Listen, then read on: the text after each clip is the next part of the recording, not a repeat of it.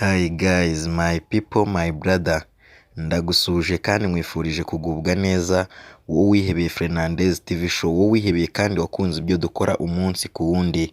Ni iby'agaciro kandi komeza udukurikirane. I promise ko ntazahwema kubagezaho amakuru azaba agezweho mu Rwanda ndetse no ku isi yose muri rusange. Kuri uyu munsi tugiye kuganira ku iserukiramuco riherutse kubera mu gihugu cy'u Rwanda ryiswe Giant of Africa.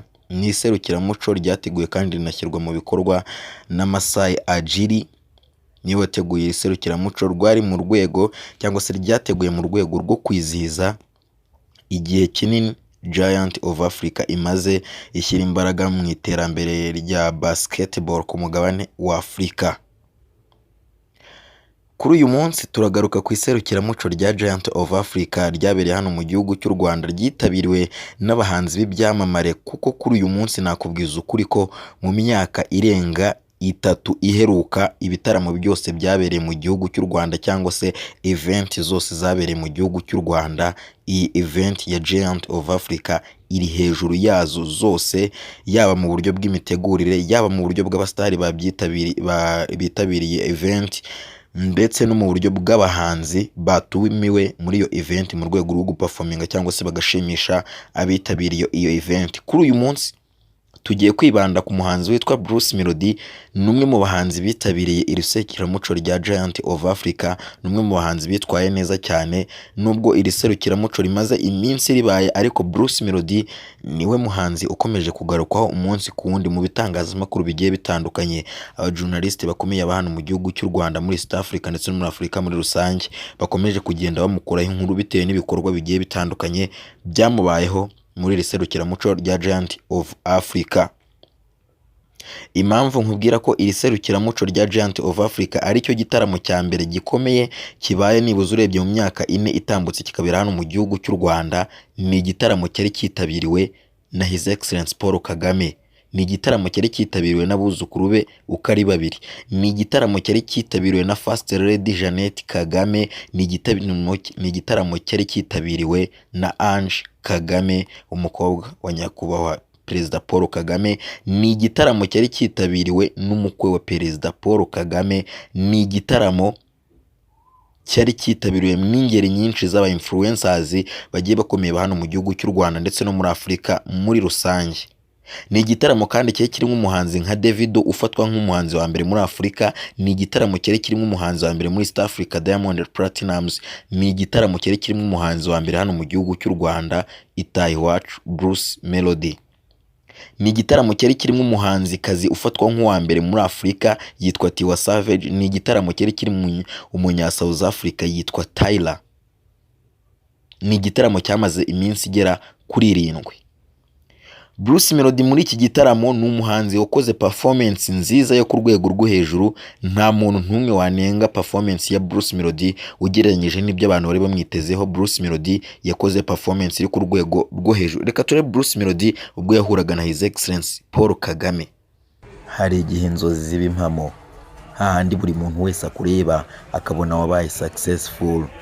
Kuri uyu munsi tariki 19 z'ukwezi kwa munani umwaka wa 2023, umuhanzi wa mbere mu gihugu cy'u Rwanda, amazina ye yitwa Itahiwacu Bruce, yamamaye mu muziki w'u Rwanda nka Bruce Melody, yagize amahirwe yo guhura na perezida w'igihugu cy'u Rwanda His Excellence Paul Kagame.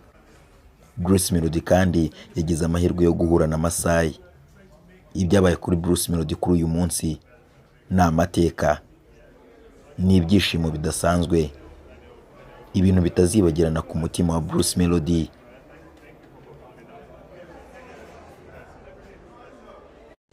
Icyo nabonye cy'umusaza akunda abakozi kandi ninjye munyakazi ngenye n'ubahana.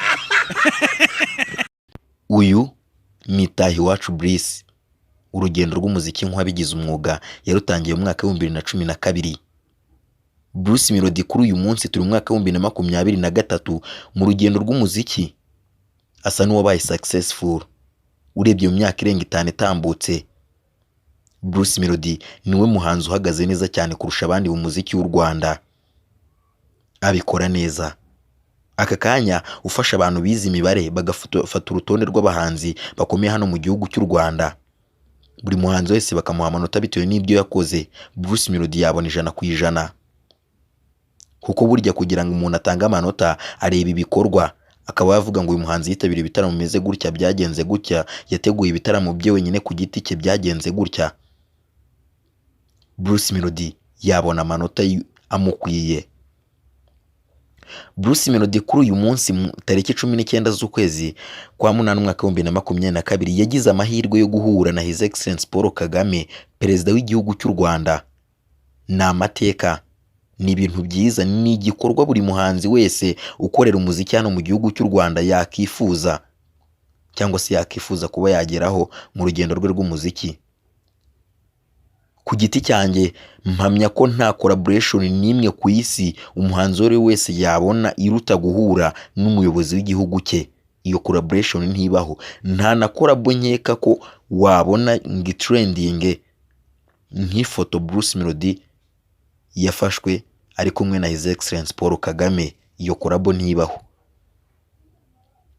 Bruce Melody mu iserukiramuco rya Giant of Africa navuga ko yatanze performance yo ku rwego rwo hejuru, ari byo nagarukagaho bitewe n'ibyo abantu bagiye muri Giant of Africa biteze. Bruce Melody yatanze ibirengejeho.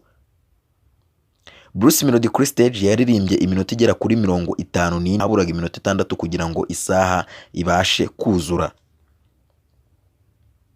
Muri iki gitaramo nibwo Bruce Melody yaje kwambikwa umupira wa Giant of Africa wanditseho melodie, uriho nimero 20. Umupira yahawe na Masai Ajiri wateguye iri serukiramuco rya Giant of Africa. Ni igikorwa cyiza, buri muhanzi wese witabiriye iri serukiramuco rya Giant of Africa byagiye bigaragara ku bantu barikurikiye 100%. Buri muhanzi wese yagiye ahabwa uyu mupira, yaba Diamond Platnumz, yaba Davido, yaba Tiwa Savage, yaba Tyra. Buri muhanzi wese witabiriye iri serukiramuco yabashije guhabwa umupira. Bruce Melody ubwo yamaraga kwambara umupira ya Giant of Africa yajyanye na Masai ajya kumuhuza na His Excellency Paul Kagame. Bruce Melody ni inshuti na Masai Ajiri ni inshuti na His Excellency Paul Kagame, dore ko Perezida Paul Kagame ubwe yabyivugiye ko Masai ari inshuti ye. Bruce Melody abantu benshi hari ikintu bibeshyeho bakavuga kuko kubera iki Bruce Melody yahuye na His Excellence Paul Kagame bagafata ifoto igikuba kikaba cyacitse. Bamwe batese ntago muzi ko diplomat and so on bafite iyi foto bari kumwe na His Excellence Paul Kagame. Icyambere, Bruce Melody ni umuhanzi umaze imyaka 12 mu rugendo rw'umuziki kandi akora hit after hit. Nta mwaka aramara ari gukora umuziki, dore ko kuva 2012 nta nubwo aramara umwaka adakora umuziki nk'abandi bahanzi. Bruce Melody ni umuhanzi buri kwezi ashyira indirimbo hanze. Bruce Melody kandi wibuke ko numwe mu bahanzi bakoreye His Excellence Paul Kagame indirimbo nziza zikaba hit hano mu gihugu cy'u Rwanda. Twatoye twatsinze, indirimbo yasohotse mu mwaka wa 2017 ubwo hari ibihe by'amatora. Mu mwaka tugiye kwinjiramo w'2024 Bruce Melody arategura gushyira hanze n'ubundi indi ndirimbo yakoreye His Excellence Paul Kagame. Ni umwaka n'ubundi uzaba urimo amatora. Urumva ko Bruce Melody ni umuntu ukunda His Excellence Paul Kagame kandi n'inzozi ze ni ibintu yifuzaga kuba yazahura na His Excellence Paul Kagame. Twagiye tubona abahanzi bagiye batandukanye hano mu gihugu cy'u Rwanda bamara kugira iterambere bagahita bava hano mu gihugu cy'u Rwanda, bamwe bakajya gutura Canada, abandi Leta Zunze Ubumwe za Amerika, ariko Bruce Melody hano mu gihugu cy'u Rwanda arakubwira ngo ntibinashoboka ko nahava, nzahakorera umuziki mpaka mpfuye. Niyo mpamvu uzajya kumva bakubwira ngo Icon ni umuhanzi ukomeye ku mugabane wa Afurika mu gihugu cya Senegal, ariko bakongeraho ngo uba muri Leta Zunze Ubumwe za Amerika. Niyo mpamvu mva bavuga ngo umuhanzi Meddy wo mu gihugu cy'u Rwanda ariko utuye muri Leta Zunze Ubumwe za Amerika, ntago atuye he mu gihugu cy'u Rwanda. baravuga ngo Diamond Platnumz, bakavuga ngo uwo muri Tanzania nta kandi kantu kazaho inyuma. Ubu ngubu rero kuri uyu munsi iyo ugiye kuvuga ngo umuhanzi wa mbere mu gihugu cy'u Rwanda, uravuga ngo Bruce Melody, nturenzeho ngo uri aha ngaha cyangwa se ibiki, ari mu Rwanda,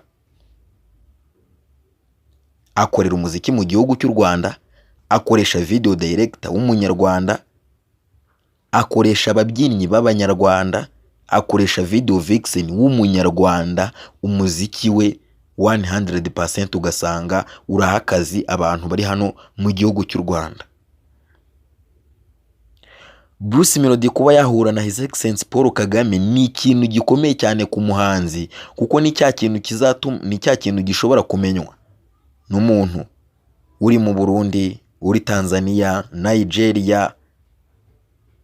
Ifoto y'umukuru w'igihugu n'umuhanzi ni ifoto nziza by'umwihariko, ariko ku muhanzi w'umunyarwanda, uko nitwe bantu dufite umuziki utaragira ahantu ugera ku rwego rwa Afurika. Nta hantu turagera hadanje ku buryo ushobora kuvuga ngo umuziki w'u Rwanda uri hejuru w'umuziki wa Repubulika na Demokarasi ya Kongo, umuziki ariko kuri uyu munsi urebye nk'uburyo Bruce Melody ari gukora umuziki, ubona ko akomerejeho nibuze mu myaka nk'itanu iri imbere yaba ari umuhanzi uvuga rikijyana ku mugabane wa Afurika.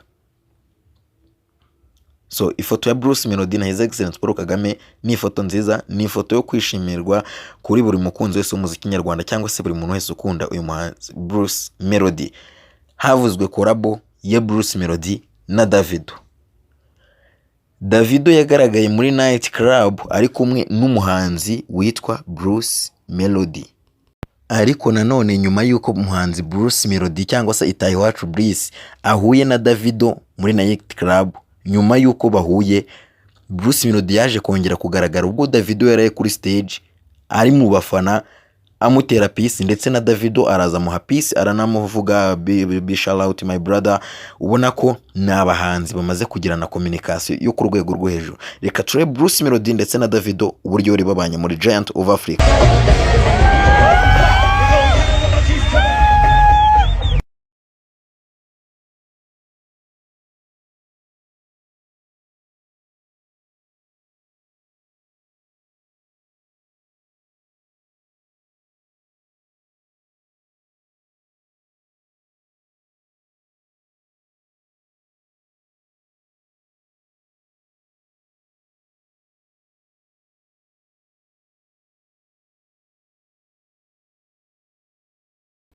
Umuhanzi ukomeye mu gihugu cya Nigeria yitwa Davido. Ubwo yari ari mu gihugu cy'u Rwanda yagiranye ibihe byiza n'umuhanzi Bruce Melody, ngira ngo mwamaze kubibona muri video itambutse. Igihari ni uko Davido na Bruce Melody ndetse na management yose ya Bruce Melody ya 155 AM igizwe n'abarimo Coach Gael ari we CEO wa 155 AM, bumvikanye na Davido ko bagomba gukora indirimbo na Bruce Melody, ariko bitewe n'igitaramo Davido yari afite cyagombaga kubera muri Leta Zunze Ubumwe za Amerika, cyaburaga amasaha ari hagati ya 7 n'8 kugira ngo kibe. Nyamara ni mu gihe Davido yari akiva kuri stage hano mu gihugu cy'u Rwanda, yagombaga kugera muri Leta Zunze Ubumwe za Amerika gukora icyo gitaramo. Iyo ndirimbo habonetse umwanya wo kugira ngo ihite ikorwa ako kanya. Bruce Melody muri uku kwezi agomba kwerekeza mu gihugu cya Nigeria, Lagos, ubundi we na Davido bagakorana iyi ndirimbo. Mpamya ko ni indirimbo izatanga umusaruro hagati ya Bruce Melody ndetse na Davido, kuko nubwo Davido ari umuhanzi ukomeye yaba hano mu gihugu cy'u Rwanda ndetse no ku isi yose muri rusange, ndetse na Lagos mu gihugu cya Nigeria aho akomoka, arakunzwe n'ibyo, ariko hari abantu bakunda Bruce Melody badakunda Davido cyane. Urugero nkanjye, Bruce Melody ndamukunda nk'umuhanzi nyarwanda, ariko Davido mu gihe batarakorana nshatse sinanamufollowinga. Ariko bakoranye ibyo byagutera amatsiko ukavuga ngo reka njye kureba Davido ibiki n'ibiki, bitakunze ukumva indirimbo ze nk'ibisanzwe. Mpamya rero ko 100% Bruce Melody gukorana indirimbo na Davido bizamuzamurira izina, kuko Davido yakoranye indirimbo n'aba Chris Brown, arazwi muri Leta Zunze Ubumwe za Amerika, Europe, Asia ndetse n'andi hose ku isi. Rero kuba yakorana na Bruce Melody ni ikintu gikomeye ku muhanzi nka Bruce Melody, ni achievement ikomeye cyane kuri Bruce Melody, ndetse nanone na achievement kuri Davido, uko Bruce Melody naye hari abafana azamwongerera kubo yari afite, kuko nawe ni umuhanzi ukomeye hano mu gihugu cy'u Rwanda. Ntabwo umuntu ajya kugira ku rwego rwo kugira abantu ibihumbi 10 ibihumbi 100 bamufata bakavuga ngo uri umuhanzi wa mbere mu gihugu cy'u Rwanda udafite abantu bagukunda cyane. So guys, ndagushimiye wese mu kudukurikira. Turaza kugaruka nkubwire ku makuru ya album Bruce Melody yitegura gushyira hanze muri uku kwezi kwa 9 tugiye gutangira, ubundi tubisesengure byose tubishyire umuceri hanze, ubundi ibintu bikomeze kugenda neza cyane. Ngende Fernandez, click you subscribe, see you soon kabisa. Ubwo ndizera ko ubaye utaraklicka subscribe kuri YouTube channel Fernandez TV show waba ukomeje kudusubiza inyuma cyane. Ndabakunda.